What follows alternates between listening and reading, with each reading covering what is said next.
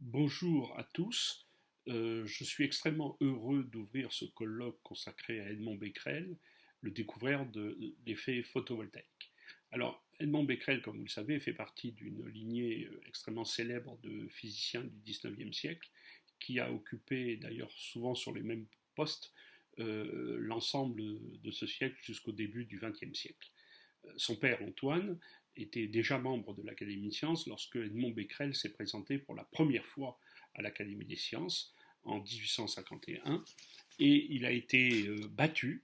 Il a d'ailleurs été battu, c'était sur le fauteuil de Gay-Lussac, il a été battu par Gagnard de la Tour, qui avait lui-même été battu des années auparavant, en 1829, par son père, Antoine, qui lui avait été élu. Donc vous voyez que c'était en quelque sorte une sorte de revanche familiale. Euh, le point important, c'est qu'il a quand même été élu devant Foucault, qui n'est pas n'importe qui, et donc en 1863, il a fini par être élu à l'Académie des sciences, encore jeune d'ailleurs, un peu plus de 40 ans.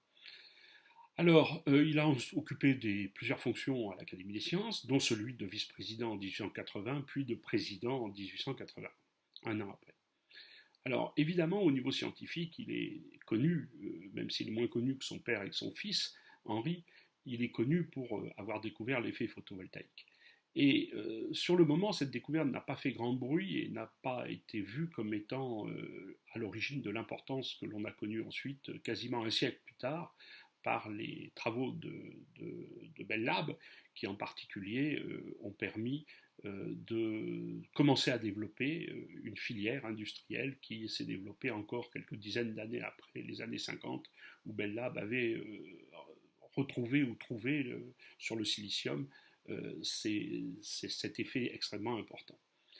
Alors, ce que j'aimerais retenir de la carrière d'Edmond Becquerel, c'est que c'était un expérimentateur, un physicien expérimentateur, mais que sa contribution a été énormément de développer des outils, des expériences, des instruments qui ont permis de faire progresser la science. Ce qui est aussi intéressant dans son histoire, c'est que ces instruments qu'il a développés étaient basés sur une innovation qui était à l'époque à la fois nouvelle, mais qui commençait à se développer au niveau industriel, qui était la photographie. Et en fait, c'est en utilisant les progrès de cette photographie et ce qu'on en comprenait et la façon dont on la mettait en œuvre, qu'il a pu développer des outils pour comprendre mieux l'effet de la lumière sur les matériaux.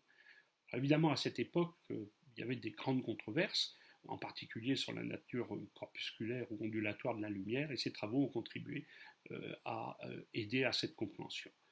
Je pense que ce colloque va être extrêmement intéressant, donc je vous laisse à vos présentations, mais à la fois le personnage et les sujets sur lesquels il a travaillé sont évidemment de première importance, et aujourd'hui il est tout à fait légitime qu'on reconnaisse Edmond Becquerel comme un grand scientifique du XIXe siècle.